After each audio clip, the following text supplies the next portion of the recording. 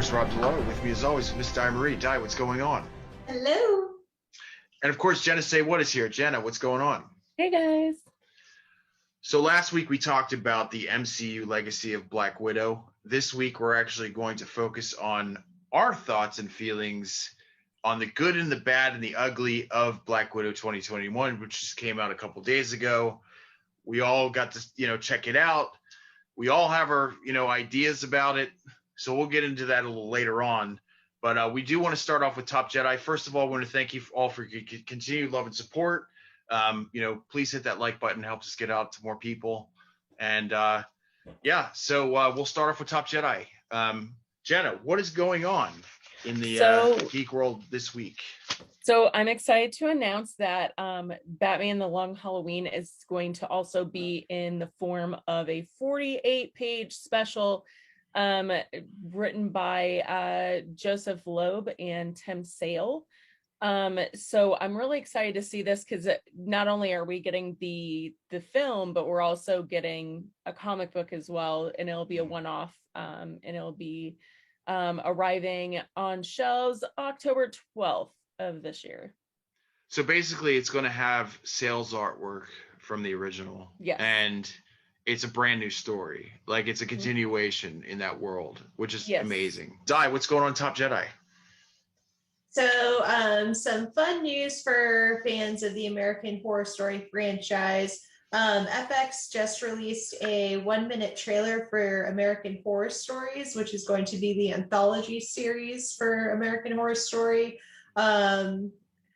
It looks like we're going to be seeing a lot of ghosts, demons, murderers, clowns. We saw Danny Trejo as an evil Santa Claus, which I'm really stoked about.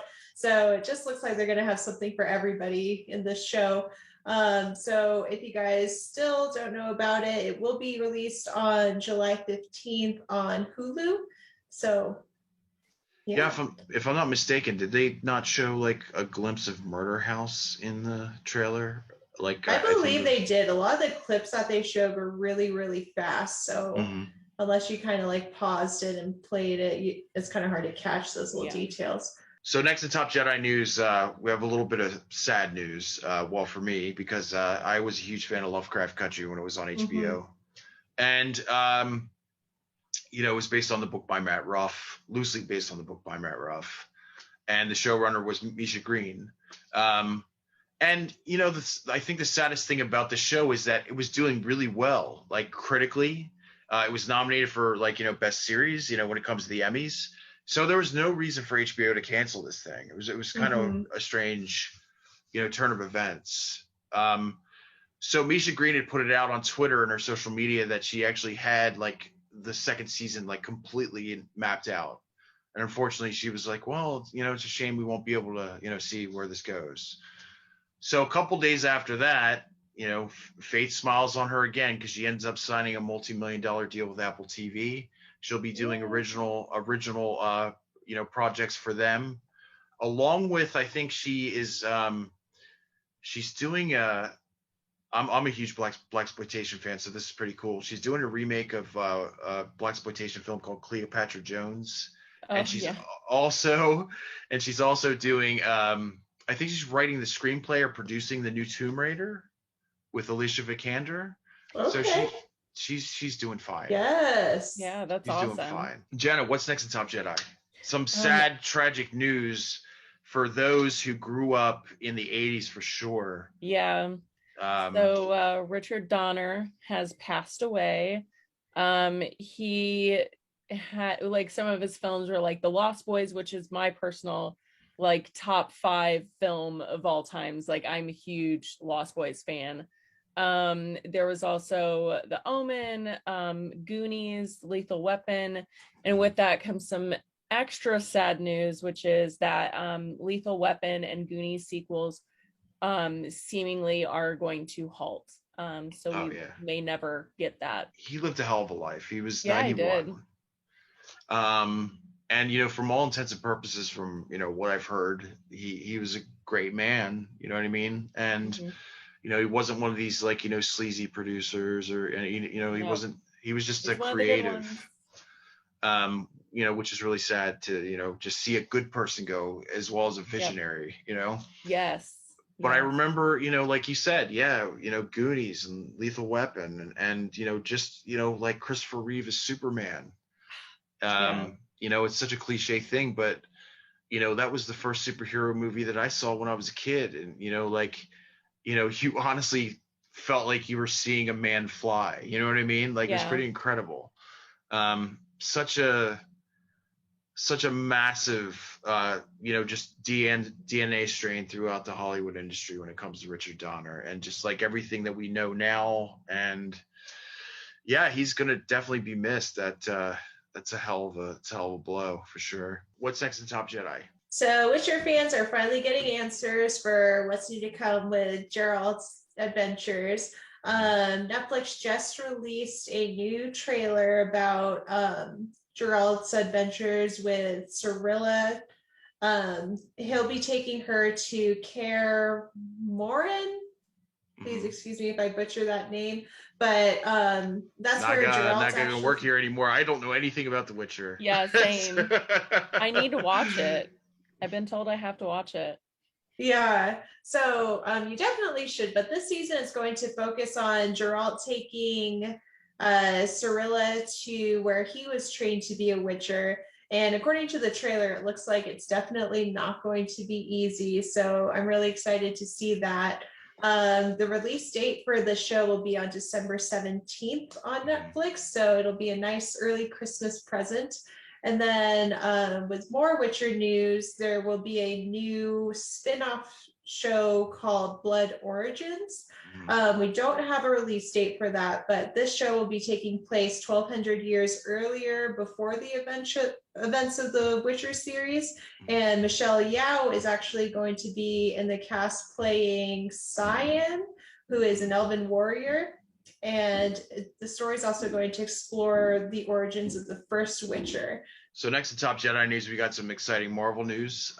They put out the official trailer for What If, which just looks beautiful.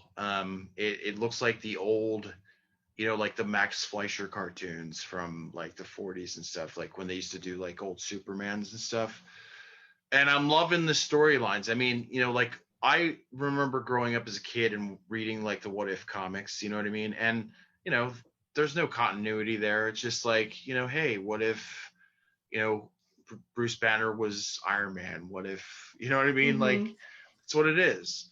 But it just looks gorgeous. And, it seems like they're, getting into some Scarlet Witch territory. It looks like Tony Stark is actually saved by Killmonger, which is an interesting story. Agent Carter is Captain America. It just looks awesome. It just looks really cool. And Jeffrey Wright is playing the voice of the Watcher, which is just the perfect, perfect choice for that character. And of course we get the final voice performance by Chadwick Boseman, who is part of a storyline where he becomes the Guardians of the Galaxy, which is really cool. Oh, okay. I think instead of Peter Quill getting picked up, he gets picked up in Wakanda by Yondu, I think, and becomes one of the Guardians, which is Do we awesome. know how long these episodes are going to be? I think they're going to be, what I heard was it was between 25 to 30 minutes, I think. Okay, that'll be fun. Yeah, so it's not like, it's not like you're sitting there for like an hour. It's just like, little chunks of entertainment or whatever, which is fine. What's next in Top Jedi? So we're going to be getting a new Scream movie. It's just going to be called Scream, but this will be the 5th movie in the franchise. Original characters, Neve Campbell, David Arquette, Courtney Cox are all going to be rejoining the cast. Yay. We don't really know a lot about what the plot line is supposed to be about, but Neve Campbell is... Well, do you remember a year, I think it was like a year ago, they ended up, they were putting like stills from the production out there, and I think they were outside Stu Macher's house. Yeah, so I think they're going back to basics, I think. Jenna, of course, we're talking about the movie, but it is a record-breaking, post-pandemic monster. What is going on in Top Jedi when it comes to Black Widow and its box office? So Black Widow in its opening weekend raked in a whopping 215 million. Wow. Yes. And I'm like, oh my God, this is great. So 78 was international. 60 million was just from Disney Plus. And I'm like, oh my God, like how crazy is that? Well, projection wisely, you got to look at it this way, right? So you're paying $30 a pop on Disney Plus. Yeah. So, it's like millions of people have subscriptions. Obviously, they're going to want to buy Black Widow. Yeah. I mean, that's a no-brainer,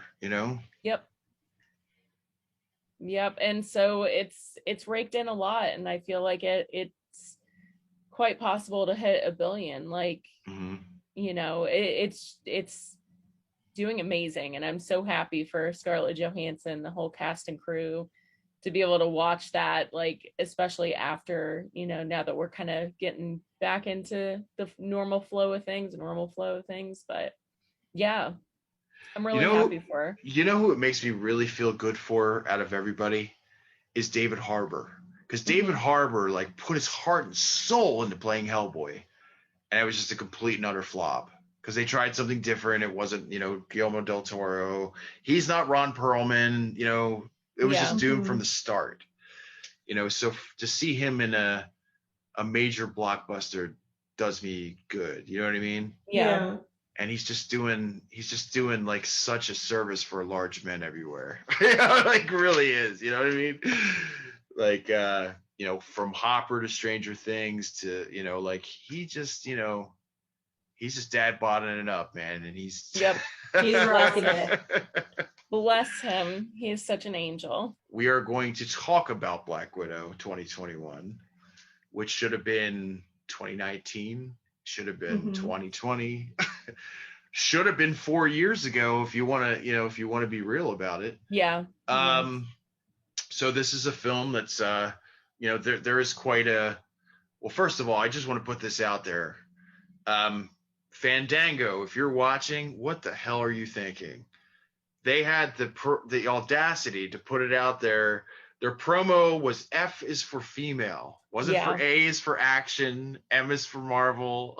It was F is for female. I was just like, that was so freaking insulting.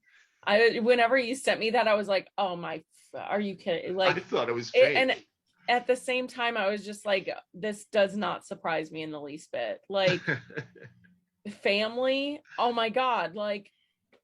Nope, female. Yep. Oh, great. The fact that boil it down to, our Black chromosome. Widow has a vagina and a different chromosome, and that was the main point of get your tickets now. Yeah, it was insulting, and I was just like, come on, like, do better. Yeah, for real.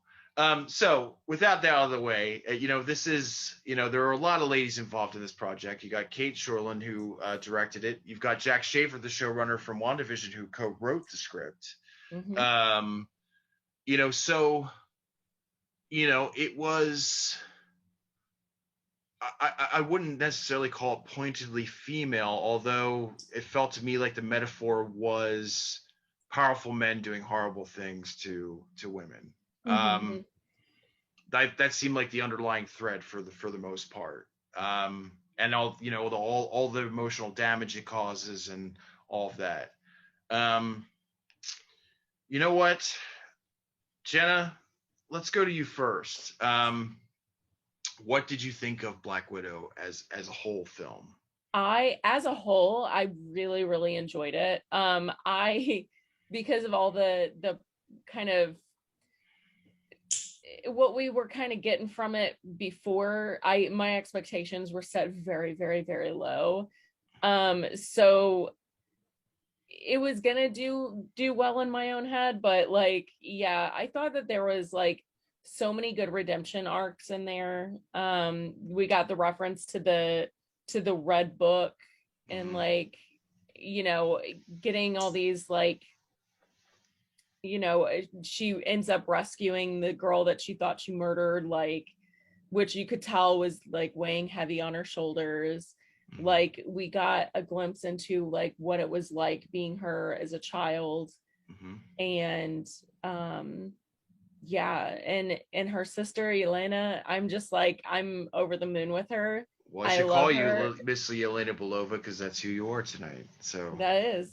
I was like, I have a blazer that looks like that, and I have a white T-shirt. Screw it, that's what I'm gonna do. So, Diana, what were your thoughts about the movie as a whole?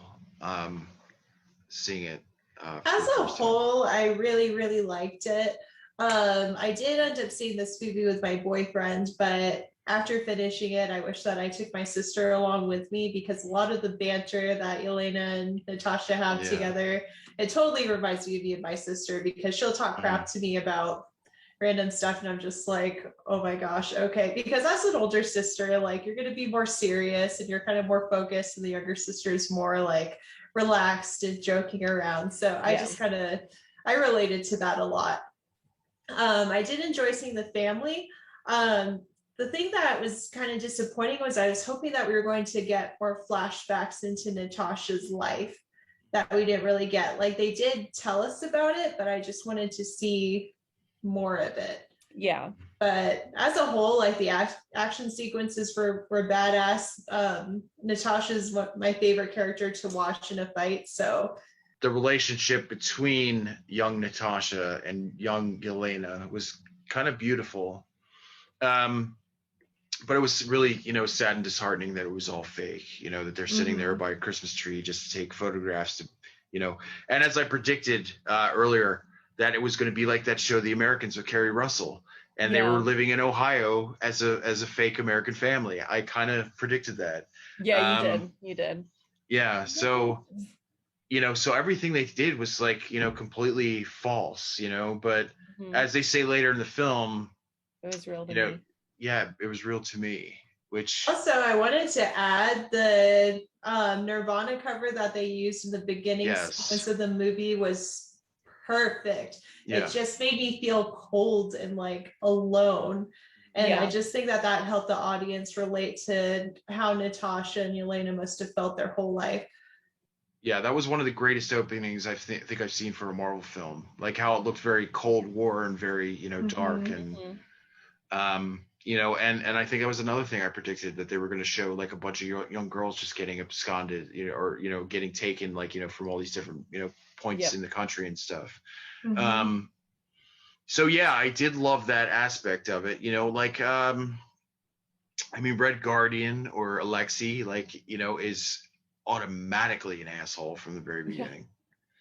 And ends up, you know, allowing these girls, you know, just because he thinks he's doing the right thing, to be captured and you know, be part of this Red Room program and stuff. And you know, so he's not very likable from the moment, you know, you see him. And you know, the thing that really bugged me, and I mentioned this to you guys before because we had a conversation before the show, I really felt like the mist in the face when it comes to the Black Widow trainees is kind of like a MacGuffin. It seems like it was just a simple out. You know what I mean? It would make sense if Yelena was able to break free, not from a spell like she's a zombie or something like that. You know what I mean? But if she just broke free from the Red Room program and she just wanted to follow the footsteps of her sister, I think that would make more sense from an emotional standpoint, as opposed to, oh, I'm getting this perfume spray to my face and, you know, I broke free. I'm awake. Yeah. It was just that bugged me. See, I didn't even think anything of that. It just seemed really too simple, that whole thing with the mist. But yeah, again, you know, I love when they, you know, break Alexei out of prison. You know, and you know, he's just living his best life in there. You know what I mean? He's tatted up. Which is like, oh. He's all tatted up, and you know, like, if I'm not mistaken, was he getting? No, was it him fighting Captain America on his back? Yeah, or was that I think so. Because that was his whole thing. Like, did Captain America say anything about me? And she's like, what? No. Like, stop asking about yourself. Yeah, and it was just like he just is so inappropriate all the time, like the whole time. Like he's just so inappropriate. Yeah, he's a pig. He was such a wild character. He's a pig. That's why Milena named the pig Alexei. Yeah. There you go. I figured that out now. So I thought that was a fat joke for a second, but I think he's just a pig. He's a piggish man. Yeah, it totally makes sense. So still good. So, you know, I think the strongest bond in this movie is obviously Yelena and Natasha. And, you know, like you're getting that sisterly banter from them. And, you know, the whole thing with the vest, and she's like, come on, you love it. Come on. Like, you know what I mean? This is cool. So many pockets you don't even know. Yeah, she's so cute. Yeah, it's really interesting to me that a bunch of people were saying, well, this is Florence Pugh's time. Well, obviously you haven't seen Midsommar or anything else you know, she's been in, because she's amazing. She's always been amazing. You know, but yeah, it's good to see her getting the reception that she's getting. I think a lot of people are saying it's like one of their favorite new Marvel characters for sure. Yeah, and she's so precious. Like she has Natasha's skills. She has Natasha's like ability to problem solve. It's just that her way of problem solving is so chaotic and so like not as glamorous. It's not as like as flourishy. Like she's not a poser. Yeah. Oh yeah. She's such a poser. Like it was just like, oh, that's so cute. But like her way of doing things, like her kicking the door, like it was very like gritty compared to Natasha, where Natasha is like very like ballet and very like dancer-esque, as she even does like her fight. Elena just has like she's still a baddie, but like she still has that innocence to her where like I can see my little sister in her. Like, obviously we're not spies, but like watching her, I'm just like, I want to protect you and like give you the love that you've been missing your whole life. Yeah. Well, these two women never got to live the life that they wanted to live. You know what I mean? Like we were talking before, like in the, you know, the legacy of Black Widow, it's like, you know, any love interest was, you know, like just stripped away from her. You know, and I think Elena is kind of the same. You know, she didn't, you know, she wasn't, you know, chasing boys or girls or whatever. She, you know, she was just like, she's an assassin, like straight up and down. That's what she is. But it's really, you know, what's really painful about her though, is that like Natasha didn't, you know, she didn't care about any of this stuff. She didn't care about this fake family or whatever. You know what I mean? Yeah. And it was very real to Elena from the very beginning. So you could tell that she was really just heartbroken that dynamic just got stripped. You know what I mean? You know, so, you know, I guess in a way she, even though she is sort of the comic relief, she is also a very tragic character herself. And I do love that aspect of it. And, you know, we will get into the family dynamic in a second, but I will say that the relationship between those four, I think, is my favorite thing of this movie. Yeah. Anytime they were in a conversation together where they were sitting at the dinner table, I was just in love with the whole thing. Yeah. I didn't know I was going to get emotional, you know, hearing David Harbour in his Russian accent sing American Pie, you know, like I thought that was just me. That was so good. That's her song, which is beautiful. Yeah, there's so many good you know, so many wonderful aspects to this. But unfortunately, there are a couple things that, you know, did miss the mark, but we'll get into that. You know, I wanted to ask you guys, you know, because I just, you know, mentioned the family dynamic, and, you know, what were your thoughts and feelings when it comes to that? Did you feel like, you know, that bond was effective in it? You know, like what were your thoughts on those four in the film? Diana. It just made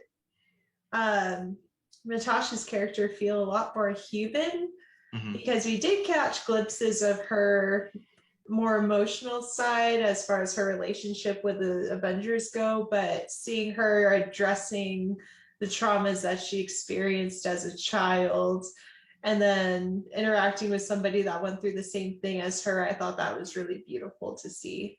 Mm-hmm. Yeah, what were your thoughts on the whole family dynamic of the movie? I think that they did it really well. I really like the fact that they made reference to, like, you know, they had to shoot all these things in one day.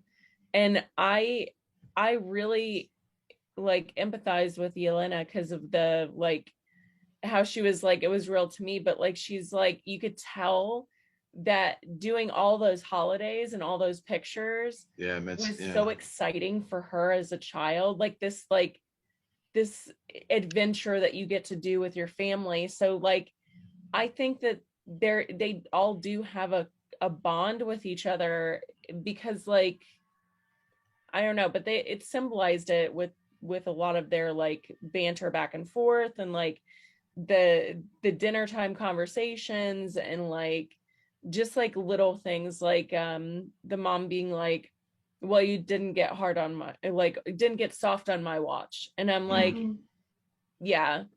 So I feel like even though Natasha kind of fought it through the movie, I feel like deep down inside during that time, she really did feel like they were family. Mm-hmm. I agree. I absolutely agree. And, you know, there's another thing we got to take into account too, which, by the way, guys, if you guys haven't seen the movie, you probably shouldn't be watching this episode. Go watch the MCU Legacy show and then jump onto this and watch the movie first, because we're going to be spoiling this thing. So, you know, I mean, obviously they got together, you know, and they plotted this whole thing out. We're going to work together to get on, you know, like, you know, this helicarrier, and like nobody was the wiser. You know what I mean? It was just like strategically planned from the start. And they were all in on it, which is fantastic. I do love that aspect of it. You know, like nobody was trying to, like, you know, double cross anybody. Like, you know, they were truly a team. And there's one thing that people are talking about that they have a problem with, very much so, is Dreykov himself, played by Ray Winstone, and his daughter, Taskmaster. Did you feel they were effective at all?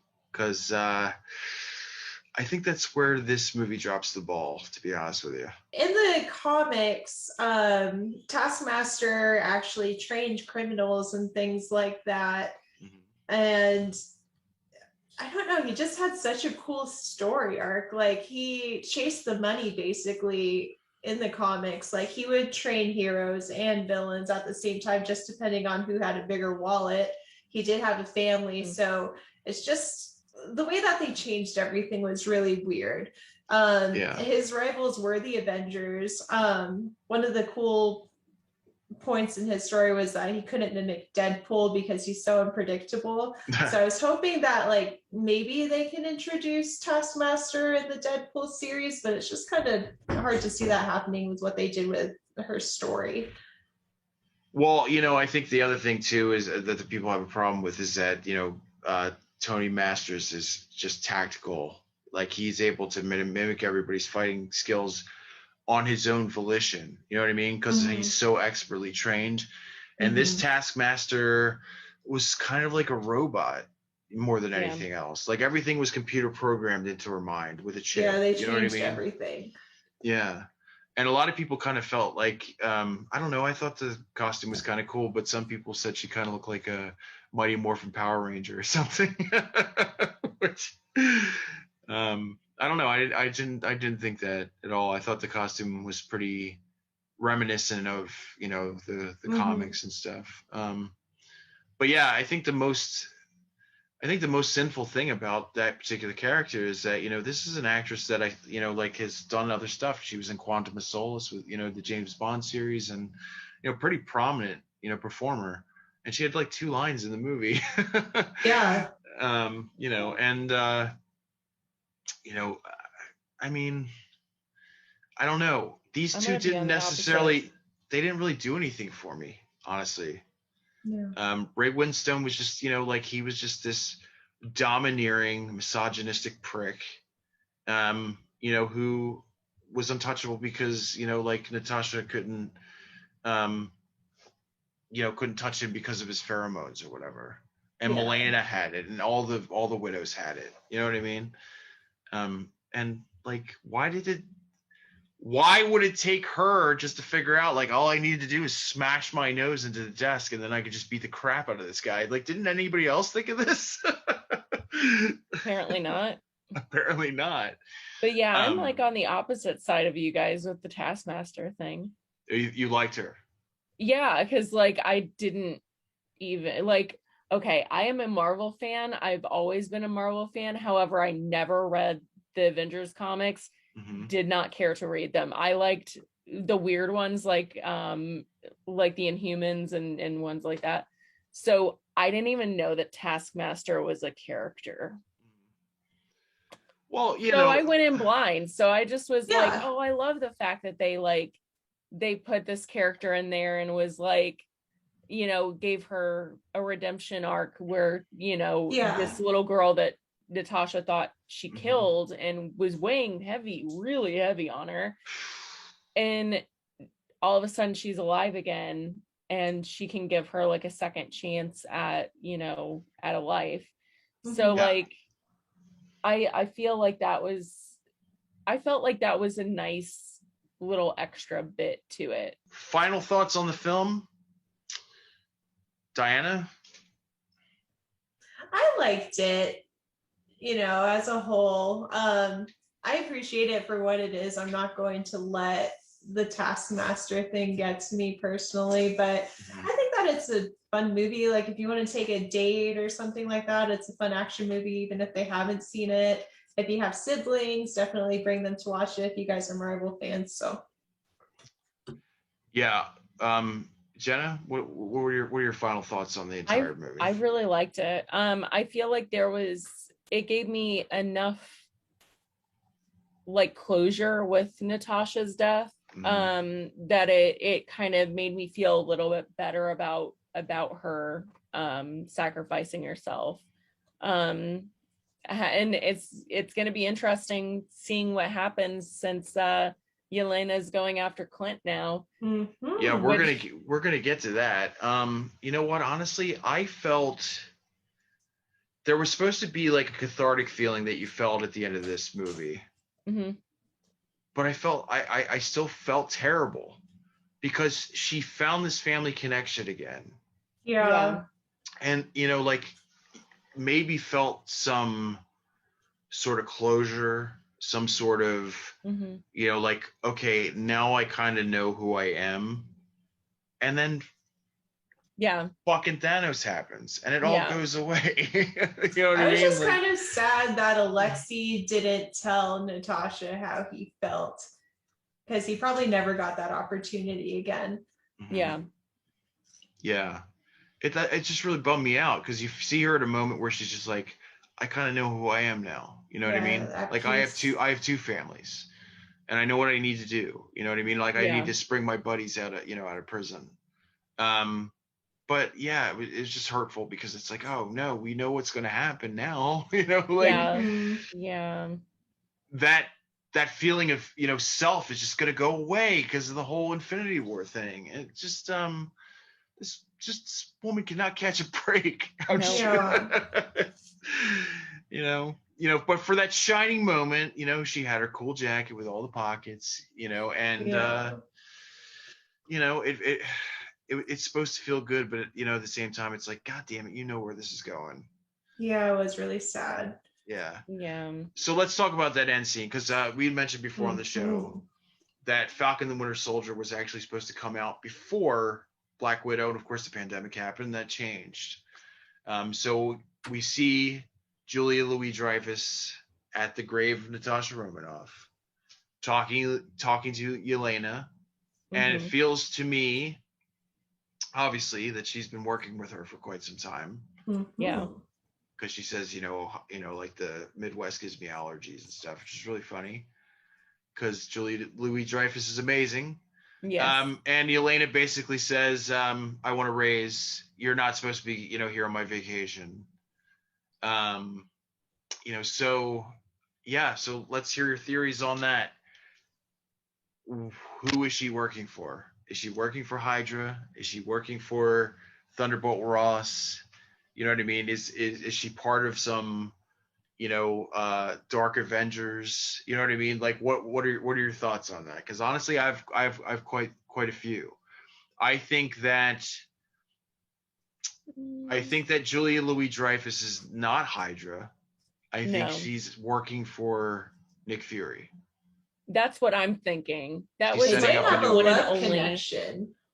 Yeah, that was my one and only theory on that, is that she's actually working under Nick Fury, Mm-hmm. and he's putting together like the new Avengers. Yeah, that's what I think too. Yep. So yes, and you've been spot on, sir. So I'm pretty sure that that's probably what. Yeah, but of course, as you had mentioned before, she says, "Well, here's your new mission." Oh, he's kind of handsome, and hands her a picture of Clint Barton, aka Hawkeye, and says, "This is the one. This is the guy that killed your sister." So what's interesting is, I think she was already on the cast listing for the Hawkeye Disney Plus show, Florence Pugh, Miss Pugh. Mm-hmm. Yeah. And that's going to be an interesting thing. I think it's going to be one of those things where, they have, they obviously have their, little battle with each other or whatever. I don't think it's going to turn into anything. I think he's going to kind of turn it around and be like, that's not true. This is what happened. And, I loved your sister. You know what I mean? She's one of my family too. And da, da, da. But yeah, it's going to be interesting. Yeah, I think so. After seeing this movie, which, I was excited about, but again, like you, Jenna, I was just like, I didn't really have any expectation for this film. Mm-mm. But after seeing this, I am more excited about the new phase. Yeah. And I feel like even with these characters that we have no knowledge of, like I don't know anything about the Eternals or Shang-Chi, but I'm excited to see what they're going to do with them. And I don't think they're going to drop the ball. You know what I mean? No, they've been consistently putting out good stuff. Yeah. It was just weird to me that this would be the opener for a new phase. You know what I mean? Like, like we were saying before, this seems like a film that, to a lot of people could feel, like too little too late. You know what I mean? Yeah. Should have came out like maybe immediately after Civil War, would have made more sense or whatever. Yeah. But it still works. But again, like you, Jenna, I'm just sad we're not, I mean, never say never. That's the motto for Marvel Studios and Kevin Feige. He says it all the time. Yep. But it feels like this is the last time we're going to see Scarlett Johansson. But again, just like we said in the last episode, if Florence Pugh is the new Black Widow and she's entering the MCU, then you, sweetheart, are absolutely welcome. Loved you to death in this movie. And I've always loved Florence Pugh, though. You know what I mean? Yeah. Very beautiful and talented actress. Yes. So that's our show, guys. Please join us next week when we talk about the first season of Loki. We're really excited about it. And yes, I do still ship Loki and Sylvie. So we'll see you next week. Talk to you soon. Bye-bye.